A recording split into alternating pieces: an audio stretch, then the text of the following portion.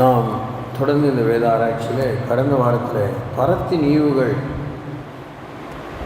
the endowments of heaven, gifts given from heaven என்கிற தலைப்பில் தியானிக்க ஆரம்பித்தோம். அந்த தியானத்தை நாம் தொடருவோம். முதலாவதாக நாம் யோசித்தோம், யோபின் புத்தகம் 32ஆம் அதிகாரம் 8ஆம் வசனத்தை நாம் தியானித்தோம். அதை மறுபடியும் வாசித்து விட்டு அடுத்த குறிப்புக்கு கடந்து செல்ல தேவன் நமக்கு உதவி செய்வாராக. The book of Job, chapter 32, verse 8. ஆனாலும் மனுஷரில் ஒரு ஆவி உண்டு, சர்வ வல்லவருடைய சுவாசமே அவர்களை உணர்வுள்ளவர்களாகும். இதை கூட இன்றைக்கு நான் உங்களுக்கு மறுபடியும் நினைவுபடுத்துவதற்கு யோசித்தபோது, இந்த உணர்வுள்ளவர்களாக ஆக வேண்டும் என்பதை திருச்சபை ஆரம்பித்த ஆரம்ப காலத்திலிருந்தே போலீஸ் காலனி, OFT இன்னும் பல இடங்களிலே நாம் கூடியிருந்த பொழுது இதை அடிக்கடி நான் உங்களுக்கு வலியுறுத்தி சொன்னதை நீங்கள் நினைவு கூற வேண்டும் என்று பணியோடு விரும்புகிறேன். உணர்வு, இந்த சருமத்தில் ஏற்படுகிற உணர்வு, குளிர்ச்சி, இப்போ இந்த காற்று பட்டா ஜில்லுன்னு இருக்குது, உஷ்ணமாக இருக்குது அப்படிலாம் நம்ம சொல்கிறோம். அதுபோல் உணர்வை மாற்ற நான் சொல்லலை. இன்றைக்கும் வழுங்கத்தனமாக நீங்கள் போயிடக்கூடாது என்பதை போதிக்கிற நானும் சரி, கேட்கிற நீங்களும் சரி, பரத்திலிருந்து மாத்திரம்தான் சரியான உணர்வு நமக்கு கொடுக்கப்படும். பரலோகத்தின் பிள்ளைகளுக்கு மாத்திரம்தான் உணர்வு இருக்கும். வாய்க்கு கைக்கு பேசி ஆற்று போவோம், உணர்வே இல்லைங்க. எப்படிங்க என்னால் தான் உணர முடியுது, அவங்களால உணர முடியல, எப்படிங்க எனக்கெல்லாம் இது புரியுது, அவங்க எப்படி புரியலங்கிறாங்க அப்படிலாம் நம்ம அங்கலாய்க்கிறோம். சங்கீதம் 19ஆம் சங்கீதத்தின் இறுதி வசனங்களை நான் அத்தனை நூற்றுக்கணக்கான முறை நாம் தியானித்திருக்கிறோம். தன் பிள்ளைகளை உணர்கிறவன் யார்? நீதிமொழிகளிலே 119ஆம் சங்கீதத்திலே மாத்திரம் அத்தனை முறை உணர்வை பற்றி ஆவியானவர் வலியுறுத்துவதை பார்க்கிறோம். திரும்பி அது சரும உணர்வை அங்கு பூதாகரப்படுத்தாமல், ஒன்றும் இல்லைன்னு சொல்லாமல் பூதாகரப்படுத்தாமல், அந்த எமோஷன்ஸ், நம்முடைய சுவாப உணர்வை மாத்திரம் சொல்லாமல் பொறுப்பேற்க வேண்டும். நன்மைக்கும் தீமைக்கும் நாம் பொறுப்பேற்க வேண்டும். 2025 18ஆம் தேதி நவம்பர் மாதம் 17ஆம் தேதியா 17ஆம் தேதி 18ஆம் தேதி நவம்பர் மாதம் நான் மறுபடியும் சொல்கிறேன், உணர்வுள்ளவர்களாவது என்பது பொறுப்பெடுத்து கொள்வது, டேக்கிங் ரெஸ்பான்சிபிலிட்டி. நல்லது கெட்டதுக்கு, நன்மை தீமைக்கு, பொய் உண்மைக்கு, வெற்றி தோல்விக்கு, நஷ்டம் லாபத்திற்கு, தாமதம் துரிதத்துக்கு.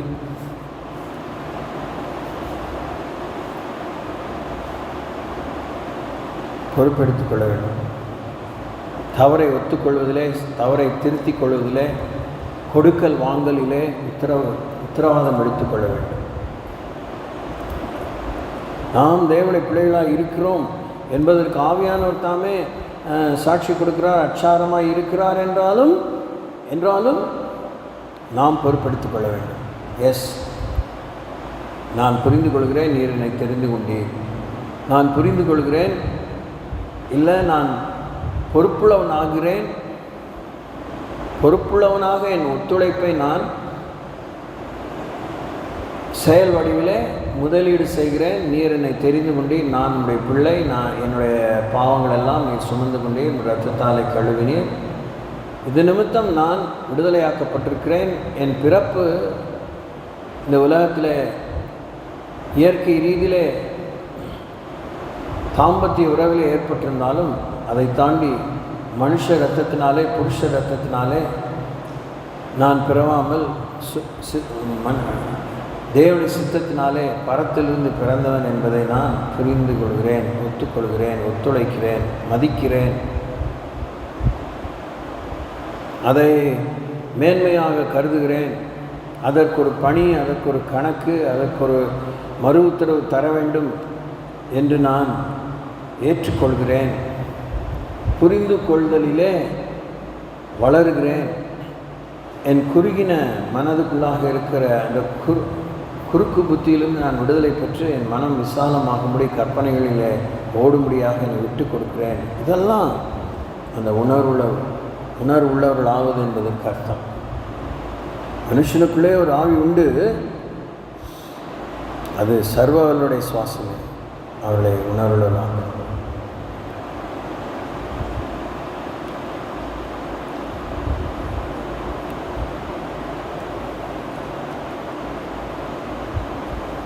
உணர்ந்துங்கிறப்ப திருப்பியும் பிடிக்காதாலும் எரிச்சல் இருந்தாலும் வெறும் சரும எழுச்சி அல்ல, புசு அப்படின்னா அதெல்லாம் இல்லை.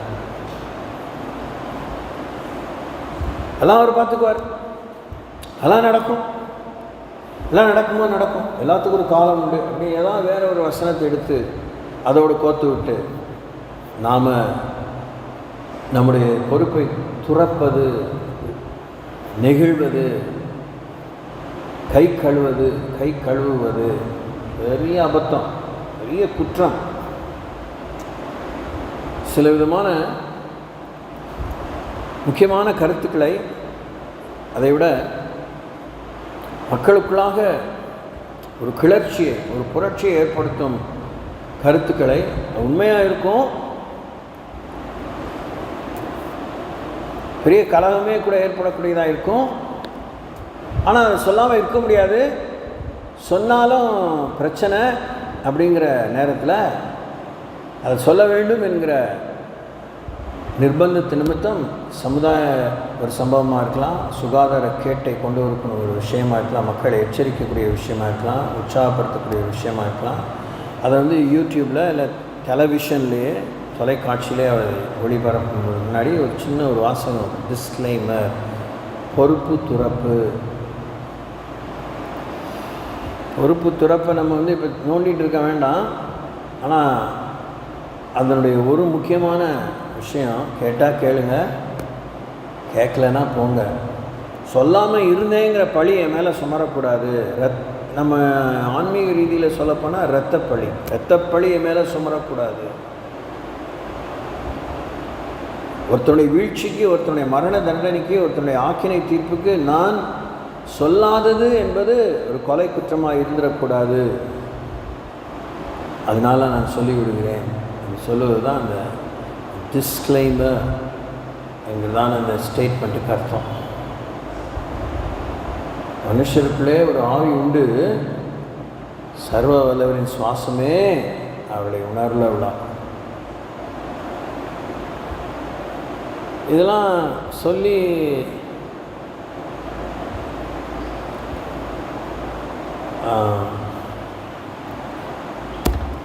எப்படி சொல்ல, இதை அச்சுறுத்தலாக நான் இதை சொல்லி உங்களுக்கு உங்கள் உணர்வை நான் கிளறவில்லை.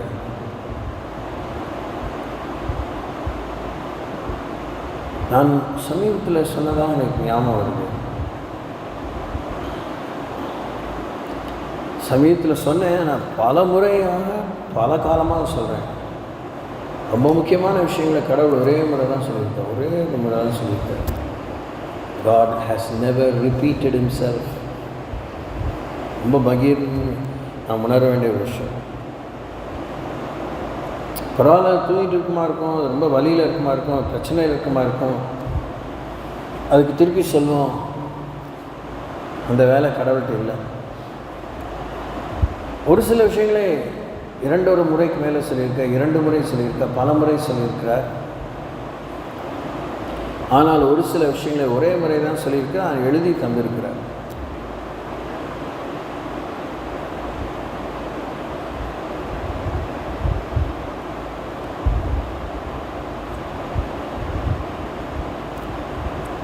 தேவன் இதெல்லாம் நமக்கு போன வாரம் பார்த்தபோது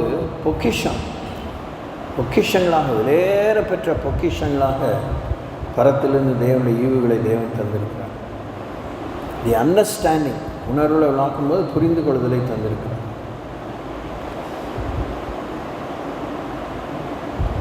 மாடு தன் எஜமானையும் கழுதை தன் ஆண்டவனின் முன்னணியும் அறியும்னா அது புரிஞ்சுக்குது. அது என்னத்தை புரிஞ்சுக்கணும்? எஜமானை பற்றி மாடும் ஆடும் இல்லைன்னா கழுதையும் அதை புரிஞ்சுக்குது. அவனுக்காக ஜீவன் தரணும், அவன் ஆத்ம ஈடேற்றத்துக்காக முடிவில்லாம் வாழ்வுக்காக ஏதாவது விதத்தில் அது பிரயோஜனமாக இருக்கலாம் புரிஞ்சுக்குமா? கிடையாது. 5 அறிவுக்குள்ளே என் எஜமா எனக்கு டெய்லி ஃபீட் பண்ணுறான், சாப்பாடு கொடுக்குறான், என்னை பாதுகாத்துக்கிறான், என்னை இந்த மாதிரி திறந்த வெளியில் மேய விடுறதில்ல, என்னை பயிற்றுவிக்கிறான். நான் வைல்டாக தான் இருந்தேன், நான் உருவாகாத விதத்தில் என்னை முரட்டுத்தனமாக தான் இருந்தேன், என்னை ஒரு பிரயோஜனமான மிருகமாக மாற்றினான் அப்படிலாம் அது ஏதோ விதத்தில் புரிஞ்சிக்குது. And it wants to be thankful. பரத்தின் ஈவு பெரிய ஈவு. உலகம் முழுவதையும் ஆதாயமாக்கி கொண்டால் நம் ஆத்மா நஷ்டப்படுத்தினால் நமக்கு லாபம் என்ன என்று உயர்குல திராட்சை செடியோடு உச்சிதமாக சொல்லப்படுகிறது. கர்த்தராகிய இயேசு கிறிஸ்துவினுடைய ரட்சிப்பு, பாவ மன்னிப்பு. ரத்தம் சிந்துதில்லாமல் பாவ மன்னிப்பு இல்லை. பரிசுத்தம் இல்லாமல் யாரும் தேவனை தரிசிக்க முடியாது.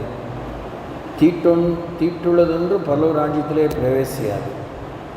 ஸோ அதை பற்றி நாம் என்ன புரிந்து வைத்திருக்கிறோம்? அதை பற்றி நாம் என்ன உத்தரவாதம் கொண்டிருக்கிறோம்? How are we accountable? வாஸ்தவத்திற்கு நாம் பார்க்க போகிற இவை எல்லாமே துவக்கத்திலிருந்து முடிவு மட்டும் இலவசம். கவர்மெண்ட் கொடுக்குறான், ஓடாத கொஞ்ச நாள் ஓடி அப்புறம் நின்று போகிற ரிப்பேர் ஆகிற ஒரு மிக்சி கொடுக்குறான், ஒரு ஃபேனை கொடுக்குறான், எதையோ கொடுக்குறான்.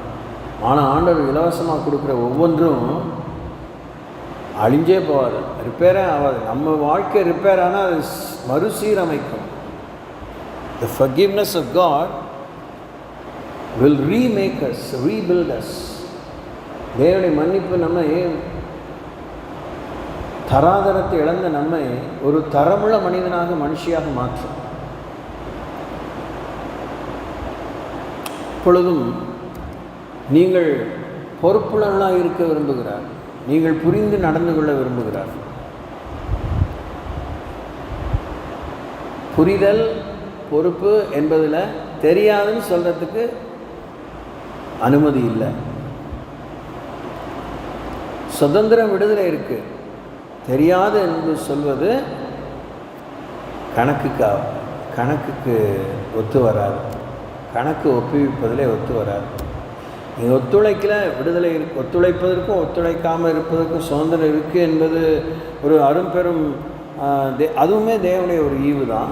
இருந்தாலும் கூட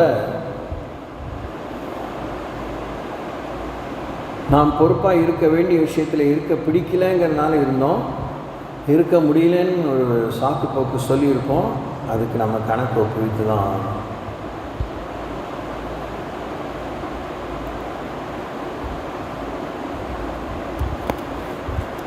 இது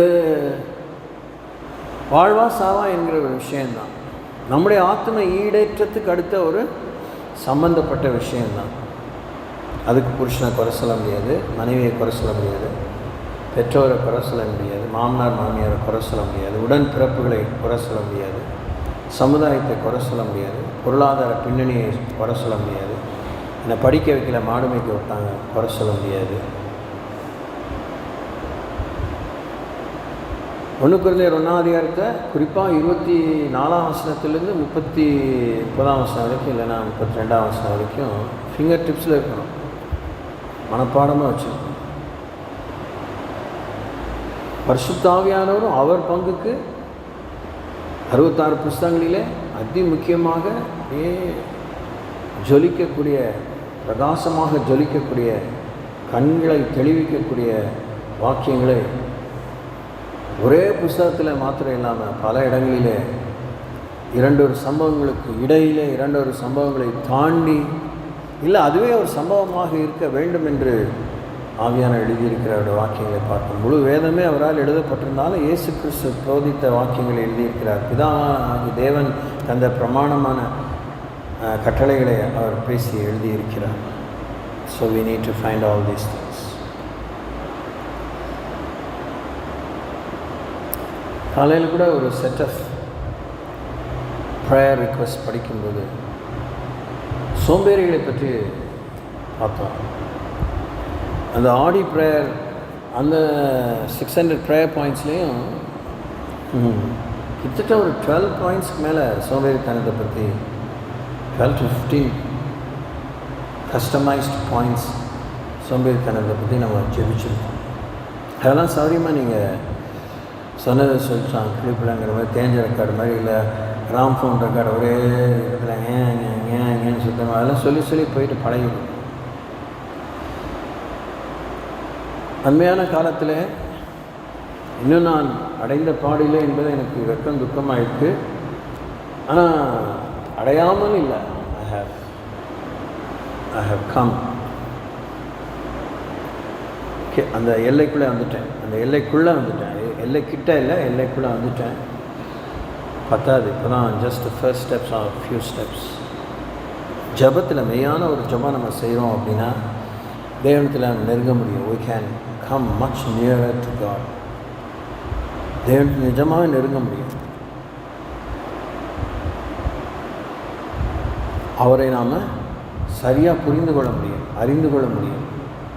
இன்னும் உம்மை அறியணுமே, இன்னும் உம்மை அறியணுமே, இன்னும் கிட்டி சேரணுமே, இன்னும் கிட்டி சேரணுமே.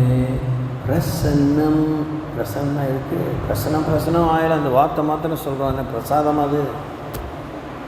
That is the area of God. For an example, கடவுளுடைய ஹார்ட் இந்த போடியம் மாதிரி இருக்கு வச்சுக்கோங்க, இந்த ஆஃபரிங் பாக்ஸ் மாதிரி. இது ஆக்சுவலாக ஒரு அடி மொசைக் ஸ்டோன். இது 1.25 அடி இருக்குது. 1.25 அடி. இது 3 அடி. இப்படி வச்சுக்கிட்டா கிட்டத்தட்ட 2 அடி.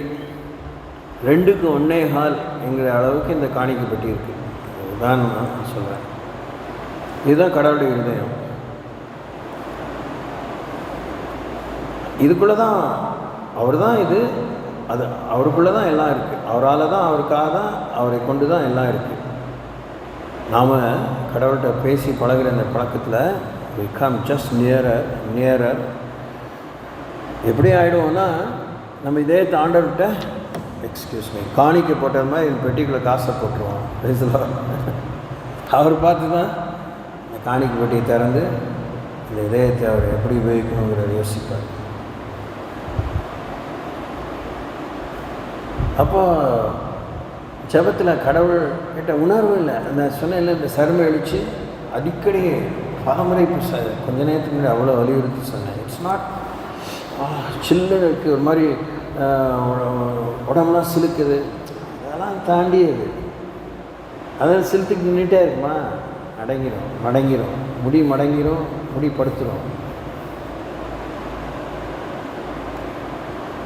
தேவ சமூகத்தில் இருக்கிற தேவ தூதர்கள், ஆதி மேன்மை காத்து கொண்டிருக்கிற தேவ தூதர்கள் யூதா நிறுவத்தில் வாசிக்கிறது போல் அவங்க இந்த சிலுப்புறதுலலாம் ஏமாந்து போகிறதில்ல. அவங்க அக்கினியிலேயே நிற்கிறாங்க. இல்லையா, அக்கினியே சுமந்து இருக்கிறாங்க, வெந்து போகாமல் இருக்காங்க. கரங்களை தட்டி கத்தரை சோத்திருப்போம். அதுதான். அப்போ போதும் அந்த கரங்களை தட்டுறதில் நீங்கள் ரொம்ப அதிலே ஏமாந்து போயிடாதீங்க, ஏமாற்றிக்காதீங்க. இப்படி நான் உள்ளபடி வலியுறுத்தி சொல்லும் விஷயத்த கசப்பாக நினைக்காதீங்க. உங்கள் இருதயத்தை என்னாலே கொஞ்சம் அளவுக்கு பார்க்க முடியுதுன்னா, உங்கள் இருதயத்தை உங்களுக்கு காமிக்காமல் எனக்கே அவர் காமிக்கணும். ரொம்ப காலமாக நான் சொல்லியிருக்கேன், என்னால் மனசில் வச்சுக்க முடியாத, உளறி கொட்டக்கூடியதை, பேச்சாலே ஏதாவது டேமேஜ் பண்ணக்கூடியதை எனக்கு நீ காமிக்கவே எனக்கு சொல்லவே வேண்டாம். எனக்கு அந்த மாதிரி வெளிப்பாடே வேணான்னு ரொம்ப திண்ணமாக ஆண்டவர்கிட்ட நான் சொல்லியிருக்கேன். It's too very difficult for me to handle. ஆனால் என்னை பற்றி அவர் காமிக்காமல் இல்லை. இப்போ நான் இன்னும் வெக்கத்தை மறந்து சொன்னேன், என்னை பற்றி காமிச்சதில் ஏன் எனக்கு இன்னும் உணர்வு வரல, புரியுதா? புரியுது. பொறுப்பு துறக்கிறேன். I want to disclaim. I don't want to take responsibility. அப்படின்னு நான் சொல்லாமல் சொல்லலை, ஆனால் சொல்கிறேன், ஆனால் சொல்லாமல் இருக்கிறது போல் இந்த வேஷம் அவருக்கு புரியாதா? அவர் தான் என்ன உண்டாக்குனார். ரட்சிக்கப்படுறதுக்குன்னே அவர் தான் என்ன உண்டாக்குனார். ரட்சிக்கப்பட்டப்போட அவர் தான் என்ன புது சிருஷ்டியாக உண்டாக்கி என்ன நடத்திட்டுருக்காரு, நிரப்புறாரு. எனக்கு தெரியாதா? இது என்ன மூடு மந்திரமா, விடுகதையா? நோவே. மனுஷருக்குள்ளே ஒரு ஆவி உண்டு, சர்வருடைய சுவாசமே அவருடைய உணர்வுலாம்.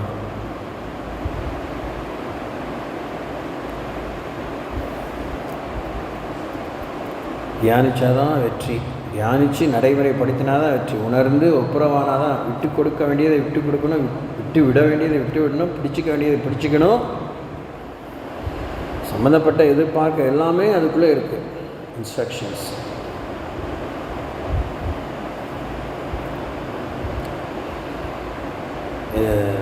இன்னைக்கு காலையிலாம் நான் நிறைய, அது கிட்டத்தட்ட ஒரு 1/2 hour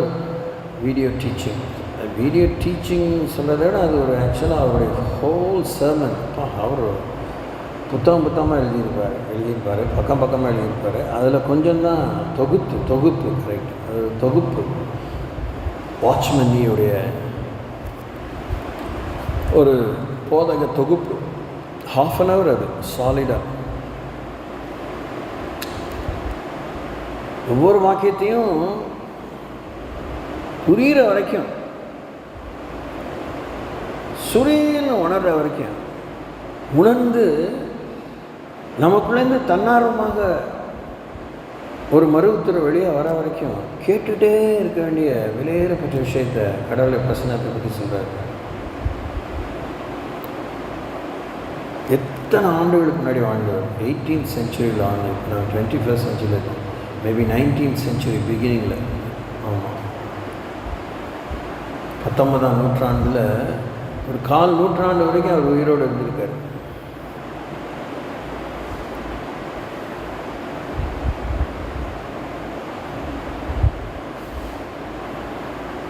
ஆனால் அந்த புரிந்து கொள்ளுதல், அந்த பொறுப்பு ஏற்றுக்கொள்வது, அதான் தேர்ச்சி பெற்றாங்க, மெச்சூரிட்டி. வாய்க்கு கைக்கும் சாட்சின்னு சொல்லி நம்ம என்ன சொல்கிறோம், என்ன ஆட்டிடியூடில் சொல்கிறோம் தெரியல, என்ன வளர்ச்சி, எப்படி நம்ம பிரகாசிக்கிறோம், குணம்னு சொல்கிறோம், கேரக்டர். நிறை குடம் ததும்பாது. பெரியவங்க பைபிள் புரியலன்னா தமிழ் முதுமொழியில் சொல்லியிருக்காங்க, அடக்க ஒடுக்கமாக இருக்கும், ஆர்ப்பாட்டம் இல்லை, பீத்தல் இல்லை, தம்பட்டம் இல்லை, நிறை குடம் ததும்பாது.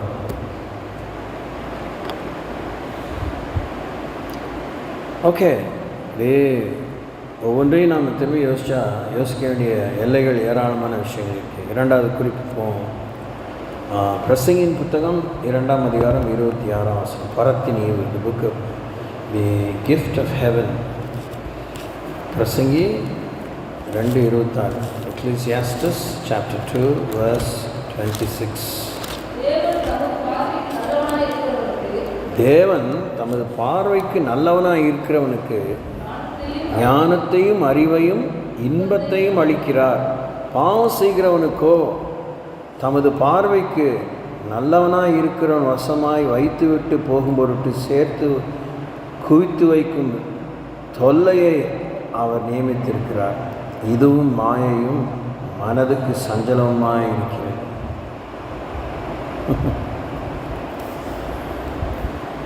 என்ன ஒரு அண்டர்ஸ்டாண்டிங் பாருங்க. தேவன் தமது பார்வைக்கு நல்லவனாக இருக்கிறவனுக்கு ஞானத்தையும் அறிவையும் இன்பத்தையும் அளிக்கிறார்.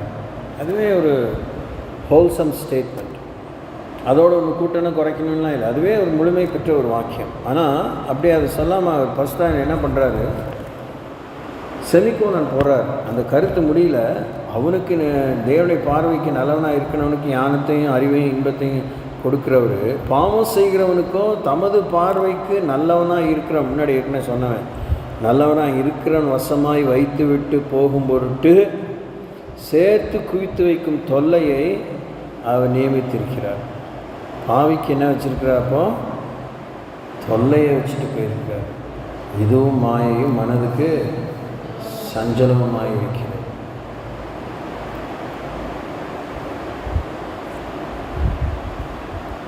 தேவனை பார்வைக்கு நல்லவனாக இருக்கிறானுக்கு. அதனால் நம்ம குப்பை, புழு, மண், தூசி, சாம்பல் அப்படின்னு சொல்லி ஏமாற்றிக்க வேண்டாம். அதில் சொல்லி அந்த மாதிரி வார்த்தையை மாத்திரம் உச்சக்கட்டமான தாழ்மைக்குரிய அந்த மாதிரி ஒரு சாக்குடை தரித்திருந்தான், ரெட்டுடுத்தி கொண்டான் அப்படிலாம் செஞ்சுருக்காங்க. வாஸ்தவம், ரைட்டு. ஆனால் நம்ம பார்வைக்கு சராசரியாக ஒரு 10 விஷயத்தில் 8 விஷயம் நம்ம பார்வைக்கு தான் நல்லது. நானே ஜாஸ்தி தான் சொல்லியிருக்கேன். இன்னும் 9 விஷயம் எல்லாம் ஏறக்குறைய 10 விஷயத்தில் நம்ம பார்வைக்கு தான் நல்லவனாக இருக்கிறதுல நம்ம கவனமாக இருக்கோம். கடவுளுக்கு நம்ம நல்லவனாக இருப்போமாங்கிறது நம்ம அந்த அளவுக்கு ஆய்வு செய்யவில்லை. அபிப்பிராயப்படுறோம், இதெல்லாம் செஞ்சால் நல்லா இருக்கும், இதெல்லாம் செஞ்சால் நல்லவன் பேர் வாங்கணும்.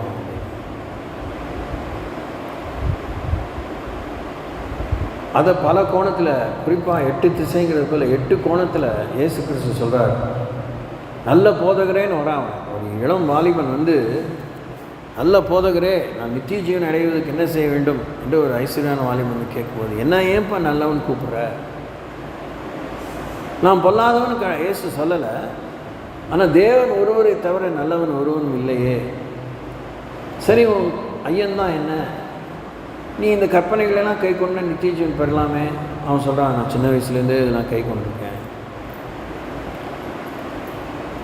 அப்போ உன்கிட்ட ஒரே ஒரு குறை இருக்குது.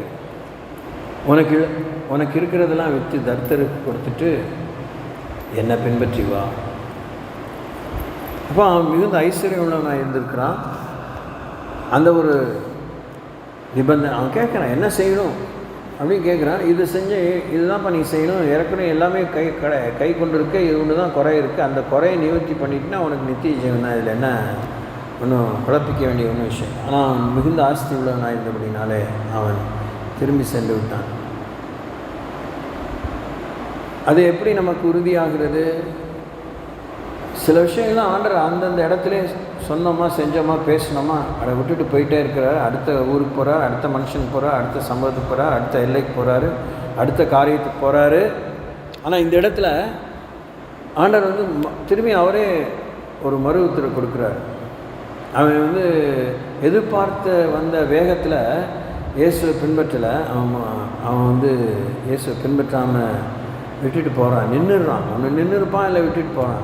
அது ஆண்டவர் பார்க்குறாரு. ஏன்னா இவ்வளோ ஒரு பெரிய மகா உச்சிதமான ஒரு ஆசையோடு ஒருத்தன் அதுக்குரிய சரியான விடையை நான் கொடுக்கும்போது ஏற்றுக்க முடியாமல் இப்படி போயிட்டுருக்கானே, அது ஒரு ஐஸ்வர்யவானாக இருக்கிறானே அப்படின்ட்டு தன்னை சேர்ந்தவர்களுக்கு, தன்னை சுற்றி இருக்கிறவர்கள் சொல்கிறார், ஐஸ்வர்யவான் பரலோகராஜ்யத்தில் பிரவேசிப்பது அரிது. ஒட்டகமானது ஊசியின் காதிலே நுழைவது எளிது, ஐஸ்வர்யான் பரலோக ராஜ்யத்தில் பிரவேசிப்பது அரிதுங்கிறார், முடியாதுன்னு சொல்லுங்கள். அப்படின்னா யார் தான் ரட்சிக்கப்படுவாங்க எப்படின்னு கேட்குறாங்க. இது மனுஷனால் கூடாது தான், ஆனால் தேவனாலே கூடுங்கிறாங்க. இது போதக வாக்கியமாக போதிச்சு கர்த்தருக்கு பேர் சேர்க்கறதுல ஒரு பிரயோஜனம் கிடையாது. ரொம்ப காலமாக இதை நான் உங்களுக்கு சொல்லிகிட்டே இருக்கேன். தாவீதுக்கு பேர் சேர்க்கறத நிறுத்திக்கலாம், மோசஸ்க்கு பேர் சேர்க்கறத நிறுத்திக்கலாம். இன்னைக்கு காலையில் கூட தெபராளை பற்றி வாசித்தேன். What are lady, very different lady.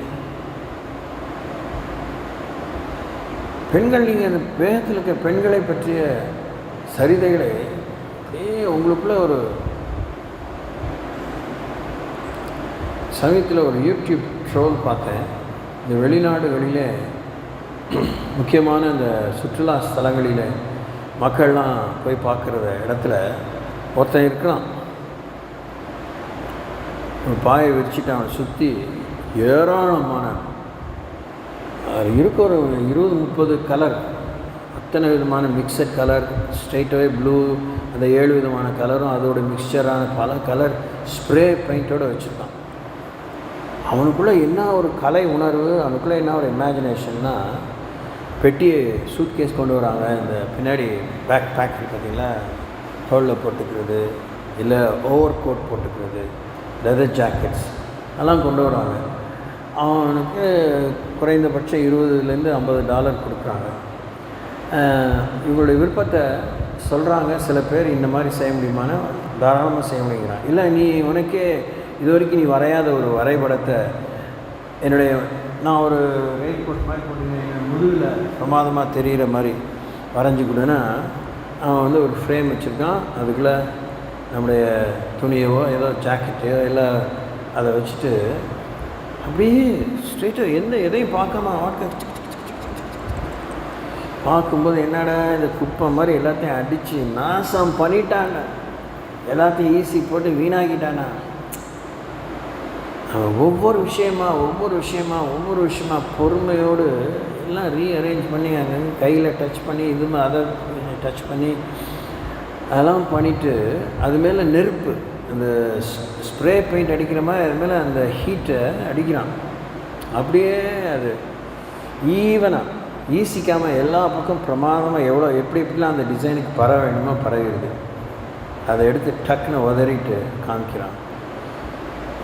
ஆச்சரியமாக க்ரௌடே ஆச்சரியமாக பார்க்குறவங்களாம் தாங்க ஒரு தடவை இது மாதிரி பெயிண்ட் அடிச்சுக்கலாமா அப்படிங்கிற ஆசைப்படுற அளவுக்கு செய்கிறான். தேவன் அவருடைய பார்வையிலே நன்மையாக இருக்கிறவனுக்கு இன்பத்தையும் ஞானத்தையும் அறிவையும் கொடுக்கிறார். பேசலாம், அவனுக்கு தொல்லை இல்லை. இவனுக்குள்ள அது குறைந்தபட்சம் ஒரு 10 நிமிஷம் இல்லைன்னா 7 நிமிஷம் ஒரு சின்ன வீடியோ ட்ரோல் தான் 4-5 பேரை வரைஞ்சிடறான். அப்பா 4-5 பேருக்கு வித்தியாசமாக வரைகிறானா அந்த வித்தியாசமான அந்த பிக்சர் குழப்பாமல் எப்படி தனித்தன்மை வாய்ந்ததாக ஒருத்தன் செய்கிறானா, கர்த்தருடைய ஆசீர்வாதத்தை பெற்று தேவனால இன்பத்தை பெற்று அறிவை பெற்று ஞானத்தை பெறவனுக்கு பாவி வசமாக விட்டு போன தொல்லைகளை ஜெயிக்கிறதுக்கும் தொல்லையில் சிக்கனவனுக்கு விடுதலை கொடுக்கறதுக்கும் அவனால் முடியுமா முடியாதா? முடியும். சும்மா புதுசாக ஒரு கருத்து சொன்னதான் நினச்சிக்காதீங்க. உங்களுக்குள்ளே இருக்கிறவர் பெரியவர், உங்களுக்குள்ளே இருக்கிறவர் ஜீவனுள்ளவர், உங்களுக்குள்ளே இருக்கிறவர் தூய்மையானவர், உங்களுக்குள்ளே இருக்கிறவர் விடுதலை நாயகர், உங்களுக்குள்ளே இருக்கிறவர் பரிகாரி. ஒன்றும் இல்லை, திருப்பியும் ஒரே விஷயம், உங்களுக்குள்ளே பதில்கள் இருக்குது. You carry bundle of answers. உங்களுக்குள்ளே பதில்கள் இருக்குது.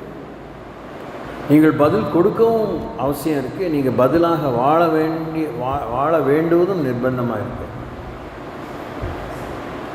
பரத்தின் ஈவை பெற்ற பிற்பாடு நாம் வருகையில் முழம் போடலாமா? முடியாதுன்னு சொல்லலாமா? யாரோ எப்படியா நடக்கும், எப்படியா ஊதுற வரைக்கும் ஊதி வைப்போம், விடியும் போது விடியட்டு அப்படி போகலாமா? we can't.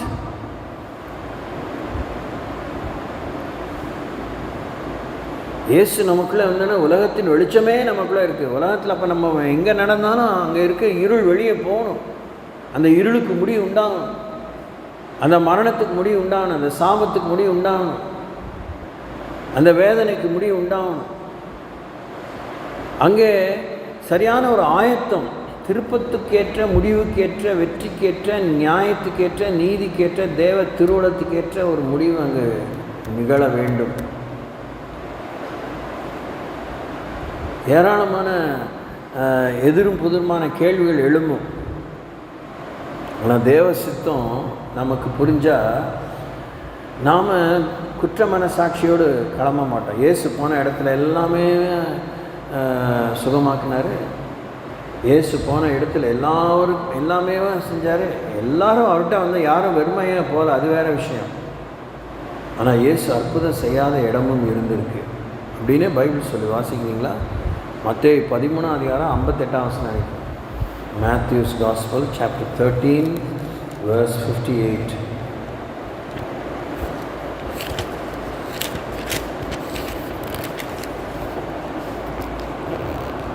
அவருடைய அவிசுவாசத்து நிமித்தம் அவர் அங்கே அநேக அற்புதங்களை செய்யவில்லை.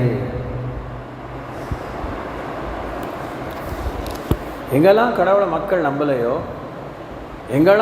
எங்கெல்லாம் மக்கள் தயக்கம் காண்பித்தார்களோ, சந்தேகப்பட்டாங்களோ, எங்கெல்லாம் வெளிப்படையாகவும் மறைமுகமாகவும் நக்கல் நையாண்டியோடு இருந்தாங்களோ, மூக்கு மேலே விரலை வச்சு பார்த்தாங்களோ, இதெல்லாம் எப்படி ஆகுதுலாம் சும்மா இவெல்லாம் வந்து மந்திரக்காரன், தந்திரக்காரன், மாயவத்தக்காரன், பிசாசின் வேலை மேலே செய்யணும் இப்படிலாம் பேசின இடத்துலலாம் கடவுள் ஒன்றும் அற்புதமே செய்யலை.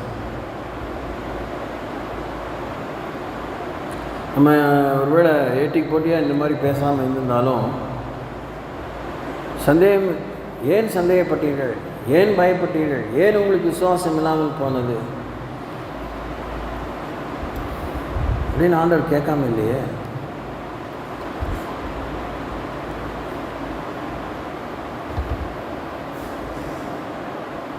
கொஞ்சம் இதெல்லாம் கொஞ்சம் உட்காந்து திரும்பி யோசிக்க நேரம் இல்லை. உங்களுக்குன்னு உங்கள் வாழ்க்கைக்கு இந்த வசனம் ஏராளமான விஷயங்களை போதிக்கும், காண்பிக்கும், உணர்த்தும், விடுதலை தரும், தெளிவை தரும்.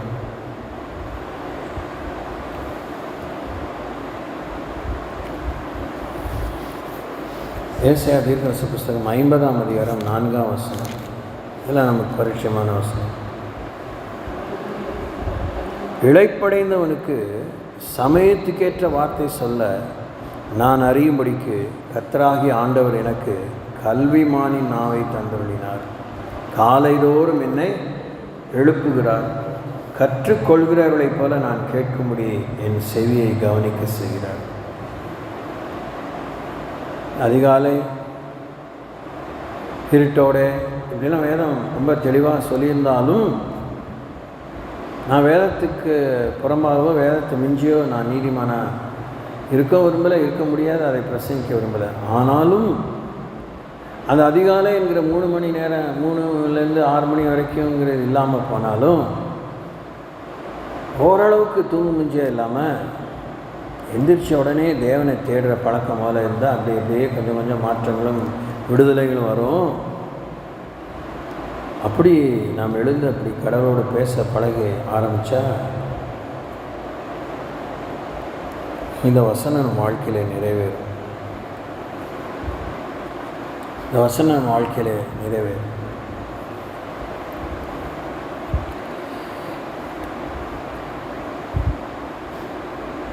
இப்போ நான் ஒரு கேள்வியோடு இன்றைக்கு எனக்கு சரியாக தெரியல, ஒரு 10 மணிக்கு அப்புறமா அது தெரியல, எப்பயோ அதிகாலையில் இல்லை, after some time I had a lingering question in my heart. But I am receiving answers. I have been receiving. Hopefully it will be over. இந்த ராத்திரிக்குள்ளே ஓரளவு கணிசமாக ஒரு காம்ப்ரஹென்சிவாக எனக்கு ஒரு ஆன்சர் தெரியும். அதை எஸ்டாப்ளிஷ் ஆகும் விசுவாசிக்கிறேன். எனக்கு சந்தேகமே கிடையாது. ஆனால் அந்த மாதிரி கேள்வி இருந்துட்டு இருக்கும்போதே இப்போ ஒரு 1 hour இருக்கும், 1 hour 1.5 hours முன்னாடி நான் சொல்ல வந்த விஷயத்தை சொல்கிறேன். வேறு மாதிரி நீங்கள் நினச்சிக்கூடாது, விளம்பரத்துக்காக சொல்ல. ஒரு ஓவர்சீஸ் கால், வெளிநாட்டிலேருந்து ஒருத்தர் நான் கூப்பிட்றாரு. கூப்பிடும்போதே தொண்டையில் கரகரப்பு, அது இது, என்னங்க உடம்பு சரியில்லையா அப்படின்னு நான் கேட்குற அளவுக்கு வெளிப்படையாகவே குரல் மட்டும். ஆமாம் அப்படின்னு நாங்கள் சில பிரச்சனைகளை சொல்கிறாரு. பிரச்சனைகளை சொல்லிகிட்டே இருப்பேன், அது முக்கியம் இல்லை, நீங்கள் ஜெபம் பண்ணுங்கள், நீங்கள் தான் எனக்கு ஜெபம் பண்ணணும்னு நல்லா எனக்கு. ஏன் நீங்கள் டாக்டர் அதெல்லாம் விடுங்க, எனக்காக ஜெபம் பண்ணுங்கள், அந்த டீட்டெயிலாம் கேட்காதீங்க, எனக்காக ஜெபம் பண்ணுங்கள், அதுக்கு தான் நான் உங்களை கூப்பிட்டேன். என்னோடய இன்னொரு மனுஷன் பக்கத்தில், உனக்கே இன்னும் அந்த கேள்விக்கு ஃபுல்லாக பதில் வந்த பாடில்லை, ஆனால் அவனுக்கு பாரு நான் இப்போ ஒரு வேலை வச்சுருக்கேன். ஸோ ஒரு கிட்டத்தட்ட ஒரு 20 நிமிஷத்துலேருந்து 1/2 மணி நேரம் அவருக்காக ஜெபம் பண்ணுறேன். நானும் சட்டுப்பட்டுன்னு சொல்லி முடிச்சிடலான்னா அப்போ தான் ரொம்ப நல்லா ஜெபம் ஓடுது. அவரும் ஃபோனை கீழே வைக்கல. முடித்தோடனே எனக்கு தரிசனம் காமிக்கிறார். காமிச்ச அந்த ஆளுக்கு சொல்கிறேன், இம்மெல்லாம் இருக்குது, இப்படி அப்படி தான் நான் இப்படி அதுக்கு தான் நான் உங்களை கூப்பிட்டேன் தெரியுமா உங்களுக்கு. இந்த அதெல்லாம் எனக்கு வேணாம், இதுதான் உண்டா, இதை நீங்கள் கொஞ்சம் சரி பண்ணுங்கள், போய் எவ்வளோ சீக்கிரத்துக்குள்ளே இன்றைக்குள்ளே முடிஞ்சால் சரி பண்ணிங்கன்னா நீங்கள் ஒன்றும் பிரச்சனை இல்லை, நல்லா ஆயிடுவீங்க. நான் எதுக்காக இதை உங்களுக்கு சொன்னேன்னா, நீங்கள் என்ன பார்க்கக்கூடாது, ரொம்ப பெரிய தப்பு அது. நான் உங்களுக்கு போதிக்கிற இந்த வசனத்துக்குள்ளே இருக்கிற இயேசுவை தான் நீங்கள் பார்க்கணும். இப்படி கூட உங்களுக்கு தோணலாம். உங்களுக்கு தோணுறதுக்கு முன்னாடி எனக்கு தோணுச்சு, அவருக்கு நான் இதை சொல்லும்படி தரிசனம் எனக்கு காமிக்கிறீங்க, நான் கேள்வியோடு இருக்கேன், எனக்கு பதிலுக்கான ஒரு தரிசனம் காமிக்கிறீங்களா அப்படின்னு கேள்வி. அது இல்லை. ஆண்டவர் வந்து வசனத்தை நம்பு, என்ன நம்பு, ஒன்றை நான் நடத்துகிற விதம் வேறு, தேவையோடு வந்தவனை நான் நடத்துகிற விதம் வேறு.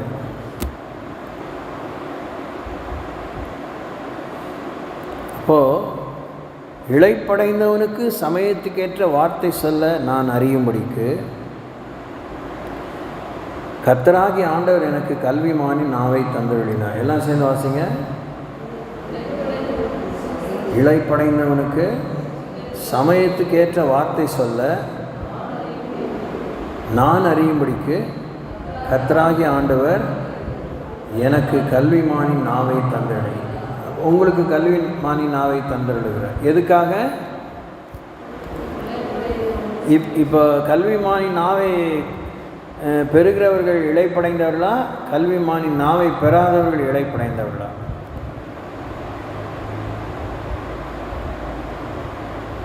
என்ன அப்படியே அதில் பார்க்குறீங்கன்னா அதில் என்ன தேடுறதுக்கு என்ன இருக்குது? திரு ஏன் முழிக்கிறீங்க? கல்விமானி நாவை பெறுகிறவன் இளைப்படைந்தவனா, கல்விமானி நாவை பெறாதவன் இளைப்படைந்தவனா? பெறாதவன் தான் இளைப்படை. இன்னும் சொல்லப்போனால் இப்போ கொடுக்குற இந்த கல்விமானி நாவு உங்களுக்கு இல்லை, கஷ்டப்படுறவனுக்கு, குழம்பி இருக்கிறவனுக்கு, வேதனையில் இருக்கிறவனுக்கு, துக்கத்தில் இருக்கிறவனுக்கு, தோற்று போனவனுக்கு, மரண கட்டில் இருப்பவனுக்கு.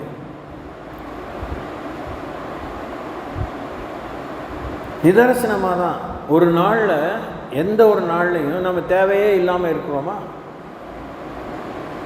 உண்மையாகவே நேரத்தில் தேவை இல்லாமல் இருப்போம். ஆனால் தேவை இருக்குங்கிற மனப்பான்மையோடே வாழ்ந்து நாம் ப்ரோக்ராம் பண்ணிட்டோம்னா இன்றைக்கி தான் எனக்கு தேவை இருக்குது, இப்போ எனக்கு தேவையில்லை, பின்ன தேவைப்படும் அப்படின்னா ஒரு மைண்ட் செட்லேயே போயிட்டுருக்கோம், குண்டாஞ்சத்தில் குதிரை ஓட்டுற மாதிரி.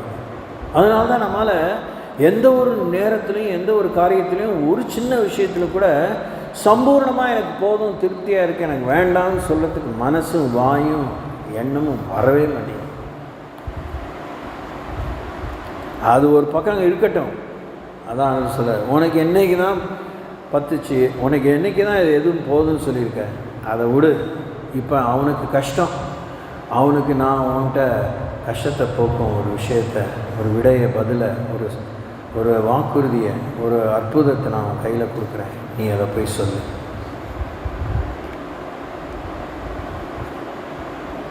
இதுதான் பரலோகம் நமக்கு கொடுக்குற தேவதானம், ஸ்பிரிச்சுவல் என்டவுமெண்ட், ஆவிக்குரிய தேவதானம்.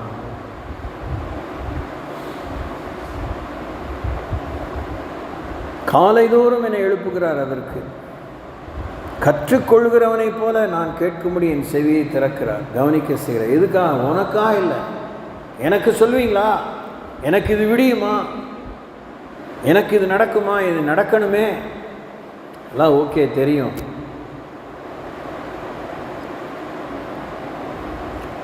யோபை பற்றி பாடுகள் போல படுறேன்னு சொல்கிற, வாய்க்குசாமல் சொல்கிற நாம யோபை போல நண்பர்களுக்காக ஜெபிக்கிறதுக்கு என்றைக்குமே சராசரியாக மனசு வரவே இல்லையே, ஞாபகமே வரலையே. என் பிரச்சனையே பெருசாக இருக்குது, இதில் அது வேறையா, அவ வேறையா, இவன் வேறையா? யோபின் பிரச்சனை பற்றி எரியக்கூடியதாக இருந்தது, எரிபந்தமான கொப்பளங்கள். What a pain he was going through, எவ்வளோ நிந்த. அப்போது யோபை பார்த்து ஆண்டவர் என்ன சொல்கிறாரு? நீ உன் நண்பர்களுக்காக ஜெபம் பண்ண. எவ்வளோ விஷயங்களை ஆண்டவர்கிட்ட அங்கலாய்ப்பில் பேசினவர் இந்த விஷயத்தை ஆண்டவர் பேசும்போது திருப்பி அவர் பேசவே இல்லை. நண்பர்களுக்காக ஜெபம் பண்ணார். கர்த்தர் அவருடைய சிறையிருப்பை மாற்றினார். சிறையிருப்பு போகணும், அப்போ தான் ஒரு மடங்கு ஆசீர்வாதம் கொடுத்தாலும் ரெட்டிப்பாக கொடுத்தாலும் அனுபவிக்க முடியும். சிறையிருப்போடு கூட ஆசீர்வாதத்தை அனுபவிக்க முடியாது. இப்போ நம்ம வாழ்க்கை இந்த சபை ஒரு சின்ன சபை, துக்குனோண்டு சபை. திரும்பின இடத்துலலாம் நம்ம மக்களை பார்க்கலாம். ஒன்றும் பெரிய பார்க்க முடியாத ஒரு மணலத்தனையான கூட்டம்ல இது. தும்முனா அடுத்த விட்டு கேட்குற அளவுக்கு தான் சபை இருக்குது.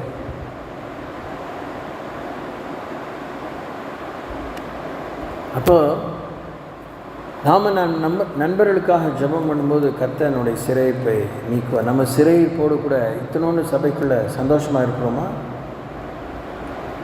வீட்டுக்கு வீடு இஞ்சி தன குரங்கமாக தான் இருக்கீங்க. ஒரு மெய்யான கலகலப்பு இல்லை, மெய்யான ஒரு தெளிவு இல்லை, மெய்யான ஒரு ஆனந்தம் இல்லை, மெய்யான ஒரு விடுதலை இல்லை. You are not free. சிரிப்பு பல்லு தான் தெரியுது எவ்வளோ சிரிப்பு இருக்கா? Is there any joy? ஆசிக்கிறவங்கள அப்படிலாம் சில நேரத்தில் நீங்கள் ஜெபிக்கும்போது கவனிக்கிறேன்ல, அது உங்களுக்கே நீங்களாம் கவனித்து ஜெபிச்சுக்கணும். அப்படி இந்த கசப்பு, காய்மகாரம், கோபம், பொறாமை, போட்டி இதெல்லாம் பற்றி சொல்லும்போது you really feel it. No still இதெல்லாம் இருக்குதுன்னு நீங்கள் யோசிக்கிறீங்க. The way you present your request, உங்கள் ஜெபம் என்ன பண்ணலாம் ஆண்டவர்கிட்ட தெரியப்படுத்தும் போது வெளிப்படையாகவே சில விஷயங்கள் தெரியுது. யோர் இமோஷன்ஸ் தெரியுது. அதெல்லாம் இல்லாமல் முதல்ல உங்களுக்குள்ளே போட்டி இருக்கக்கூடாது. இன்னொருத்தனுக்கு இருக்குது இல்லை, முழு புருஷன் சோத்தில் மறைக்க வேணாம். உங்களுக்குள்ளே இல்லாமல் இருந்தால் ரைட்டு.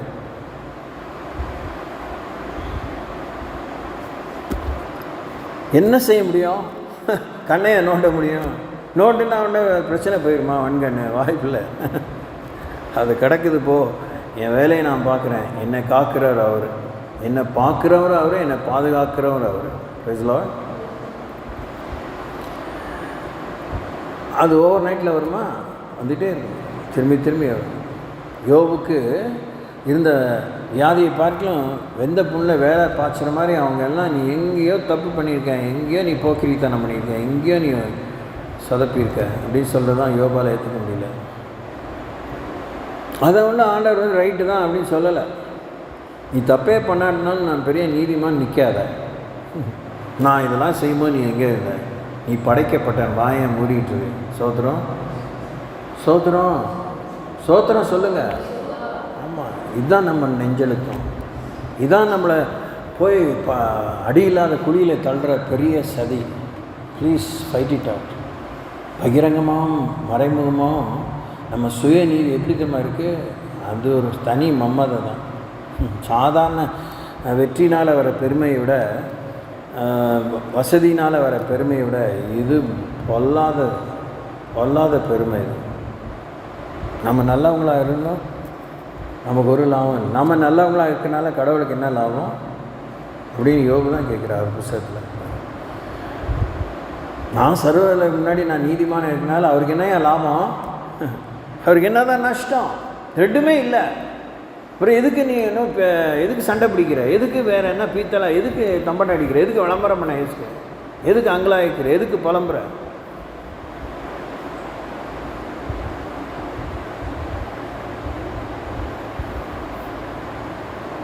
இப்போ பழைய ஏற்பாட்டிலே இந்த மத்தேயு 5, 6, 7 அப்படியே இந்த ஒரு வசனத்துக்குள்ளே வைக்கலையா? கல்விமானின் ஞாபகம் யாருக்கு? இடைப்படைந்தவனுக்கு, சமயத்துக்கு ஏற்ற வார்த்தையை சொல்கிறதுக்கு. அதுக்கு என்ன செய்கிறாரு? உன் தூக்கத்தை விட்டுட்டு காத்தால் எந்திரிங்கிறாரு. சோத்திரம். உன் சொகுசை மறந்து காலையில் எழும்புங்கிறாரு. கற்றுக்கங்கிறார். உட்காந்து காலையிலேயே அவனுக்கு கிளாஸ் எடுக்கிறேங்கிறாரு.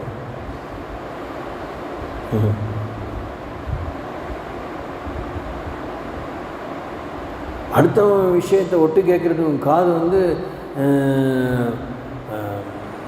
அப்படி கேட்குது.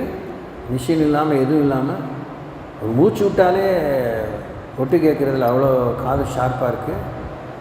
மற்றவனுக்கு கொடுக்கக்கூடிய பதிலை கொடுத்து நான் சொல்கிறத கவனித்து கேளுங்கிறாரு. ஸ்தோத்திரம். சத்தமே இல்லை. ஸ்தோத்திரம்.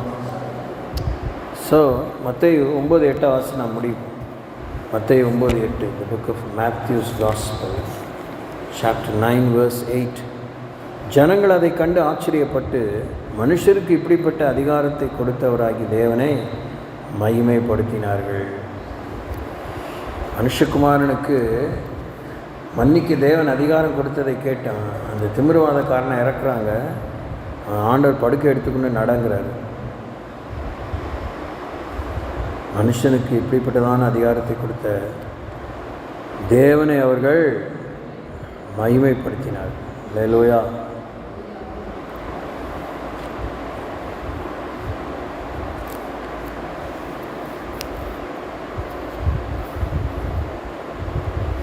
ஒன்றும் இதெல்லாம் புதுசாக நீங்கள் கேட்கல. ஊழியம் ஆரம்பித்த 85ஆம் வருஷத்துலேருந்து மாறி மாறி மாறி மாறி ஸ்தல சபை ஊழியர்களான நாங்கள் இங்கே வந்து போன பரிசுத்தவான்கள் இங்கே அநேக மூலமாக பயிற்சி பெற்ற எல்லா விஷயத்துலேயும் மற்றவங்களுக்காக தான் தேவன் நம்மை பயிற்றுவிக்கிறார். முதலாவது தேவனுடைய ராஜ்யத்தையும் நீதியும் தேடுங்கள், அப்பொழுது இவைகளாம் உங்களுக்கு கூட கொடுக்கப்படும் என்கிறத நம்ம கற்றுக்க வேண்டிய மொதல் ஃபோக்கஸ் என்ன? ஓ ராஜ்யத்தை தேடாத, என் ராஜ்யத்தை தேடு, என் நீதியை தேடு. எனக்காக நீ ஓடு, உனக்காக நான் இதை செய்வேன். சுயநலத்தை துறந்து சுயத்தை முன்னெடுத்து வைக்காமல் சுயத்தை இழந்து கர்த்தரை முன்வைத்து ஓடினா நமக்கு பின்னாடி வர வேண்டியதெல்லாம் நமக்கு பின்னாடி வரும், நம்மளை விரட்டிகிட்டே வரும். ஆனால் விஷயம் என்ன? லோத்தின் மனைவி போல் பின்னாடி பார்க்கக்கூடாது, என்ன வருது அது வந்தால் தான் ஓடுவேன் அப்படின்னு ஓடக்கூடாது. ஓடிக்கிட்டே இருக்கணும், வர வேண்டியதெல்லாம் வந்துகிட்டே இருக்கணும்.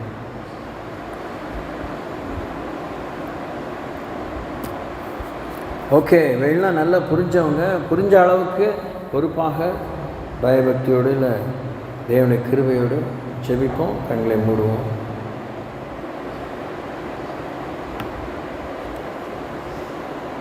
உணங்காமல் கருத்தாக ஜெபிக்கணும். Thank you lord. எல்லாரையும் சந்தியெல்லாம் சொல்லாதீங்க. உங்களுக்கு என்ன வழங்கிச்சு, என்ன பொறுப்பு,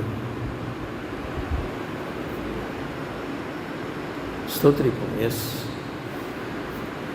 தேங்க்யூ லார்ட்.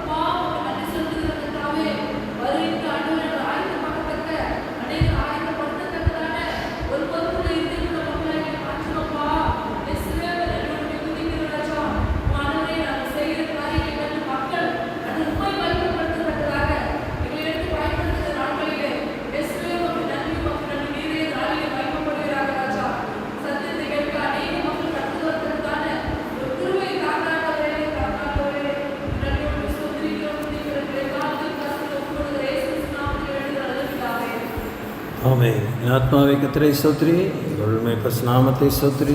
என் ஆத்மாவை கர்த்தரை ஸ்தோத்திரி, அவர் செய்த சகல உபகாரங்களையும் வருவாங்க. ஆண்டவராகிய இயேசுவின் அருளும் பிதாவாகிய தேவனுடைய அன்பும் பரிசுத்த வழிநடத்தலும் பாதுகாவலும் அந்நியோன்ய ஐக்கியங்களோடும் பிள்ளைகளோடும் உங்கள் மூலமாக ஆண்டவரை அறிய வேண்டிய அனைவரோடும் இயேசு வரை மட்டுமாயிருப்பதாக. ஹல்லேலூயா. தேங்க்யூ.